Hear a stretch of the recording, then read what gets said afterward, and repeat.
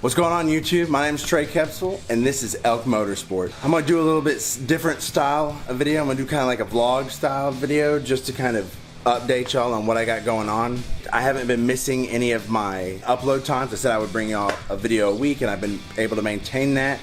Mainly because I actually would film more than one episode in the time that I had off. Crane rental, the way it works is that it's either feast or famine, and in the beginning when I started YouTube I was definitely in famine. You know, I was only working like 4 days a week. I would have Friday, Saturday, Sunday off, so I made the best use of that time. I filmed a lot, and instead of just like uploading it all and pushing it all out to you guys, I actually held back and I maintained a schedule of one video a week, which was good because now I'm in a turnaround. And if you guys don't know what a turnaround is, well, we are working at a refinery. Our crane's on location, and that crane has to be working 24 hours a day.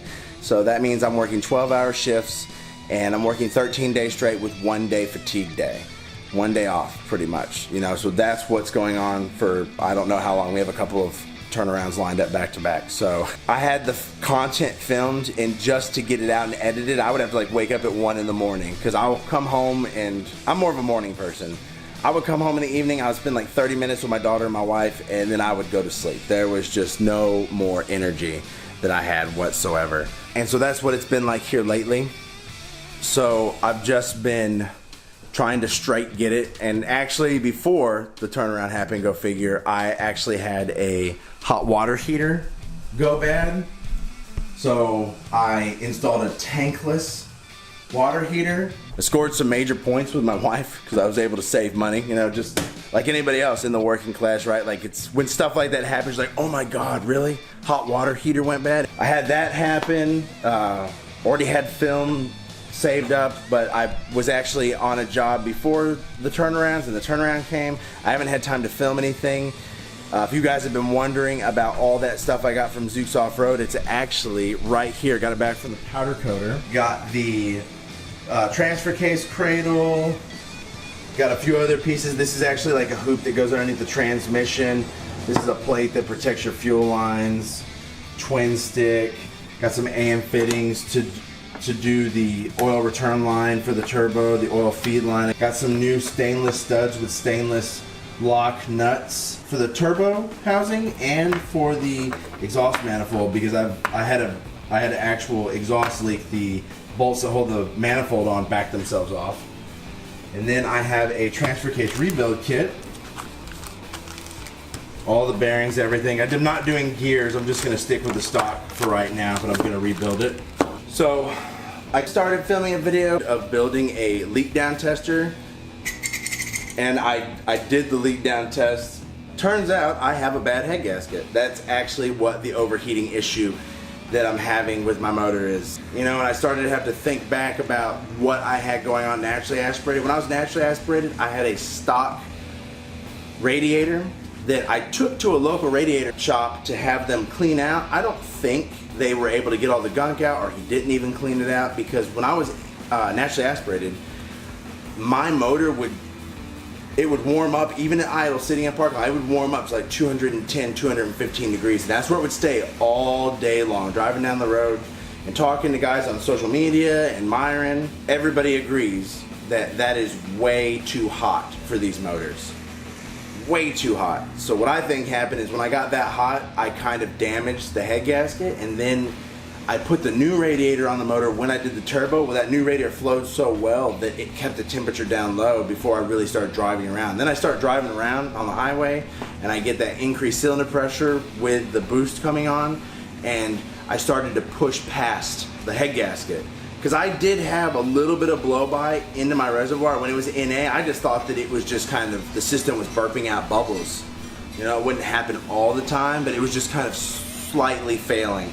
And then after I put the turbo on, it failed completely. The last two videos that I did with the clutch and the coolant lines, I took it out for a test drive, and it would, sitting at a light, it would be over 200. I mean, it's worse than it was before. So my head gasket's pretty much no good. But Myron came through to save the day for me. He hooked me up with a, what's it, a K03 Gasket Set. This is like a high-end, from Japan, gasket set for the Suzuki Samurai, and it is really nice. Like, he told me this head gasket is gonna alleviate all my problems. It's better than the Flex Pro. Even though there's some people out there that don't have a problem with Flex Pro head gaskets, he said this thing is a lot better. And just looking at it, it's the most comprehensive gasket kit that I've ever seen. I've never bought a gasket kit that came with the little foam piece for the back of the timing cover or the rubber gasket for the plastic timing cover. I've never had a kit come with that stuff. It has it has the O-ring for the crossover tube that goes into the back of the water pump, which no gasket kit comes with that. You're just kind of like SOL when it comes, well, no gasket kit I bought anyways. You're kind of SOL. I had to find one at a parts store just kind of shifting through a bin. And the gaskets, I don't know if you can actually tell, but they're not paper. They're kind of like this composite. They almost look rubbery. They have that kind of little, I don't know how to say it. I don't know how to really explain it, but if y'all see it, y'all know what I'm talking about. The texture of it's not paper. It's kind of, see, it's kind of got these little white marks, like it's actually kind of rubber. It's not really a paper gasket, which is nice. I've seen gaskets like this. They're really nice. You don't have to worry about the gold spray. You could do it anyways. But what's really cool is this intake manifold gasket. All of them have been paper. This one is actually metal. It's actually a metal intake manifold gasket, like what newer cars, when you go to like Toyota or Nissan or Suzuki for newer cars, that's what they have. They have metal, not paper. So this is really cool. It's awesome. It's got crust washers for the oil pan and the transfer cases. It's got the little bitty rubber pieces that go in between the head and the block for the timing cover. I mean, this is a really high-end gasket kit, and Myron sells them for 135 bucks plus shipping. Really nice gasket kit. A lot better than all the other gaskets I've gone to AutoZone and bought. Like, I have a little thing right here. Right there? Right here. I've got all of these gaskets that I've bought from AutoZone. You know, they're all paper gaskets, because, I mean, let's face it, it's good just to have like spare gaskets on hand in case something goes bad. We all know that. I mean, I got a spare head gasket over there, and I've got spare head bolts and the little Phillips head screws for the rocker shafts. So I know how important it is to have spare stuff. I really only need the head gasket from that. I don't need the valve cover gasket. I have a Geo Metro head gasket, but even this one is not like a flimsy piece of cork. It's actually really nice. If I had had this gasket, I probably would have kept my original valve cover. I got rid of it and got this one because I wanted the reusable rubber gasket, because mine kept leaking and leaking and leaking, and I got tired of it. I told myself I wasn't gonna have a completely redone Samurai and have an oil leak, and Lord behold, I have that rear main seal that leaks, and I'm just like, well, I'm over that. But I got a lot of stuff. I have a ton of things to film to bring y'all content. Just right now, I don't have the time to film. That's really what's holding me back. Like I said earlier, feast or famine. You know, I was in a famine before, and it was perfect for making YouTube videos. I had all the time in the world. My wife's got to run this whole house while all I do is work and sleep and work and sleep. But she's a good sport about it. You know, she's done really well supporting the YouTube channel. Almost forgot. I had out of town business, and it just so happened that it coincided with another YouTuber, Kyle Voss, coming to Austin, Texas to do a meetup. So I was able to meet this guy. Just to let y'all know, he has a YouTube channel called The Fab Form where he does a lot of fabrication stuff. He's actually building a modern day hot rod out of a Fox Body Mustang. I'll put a link in the description of his channel so y'all can check it out. But he's kind of like an unspoken mentor for me. He motivated me to start my YouTube channel. And I actually got to talk with him, and he actually brought up this idea of doing some sort of collaboration, which is stoked. It blew my mind. Guy's got 180,000 subscribers. Like, he's a YouTuber. For me, I'm just like, this is my hobby.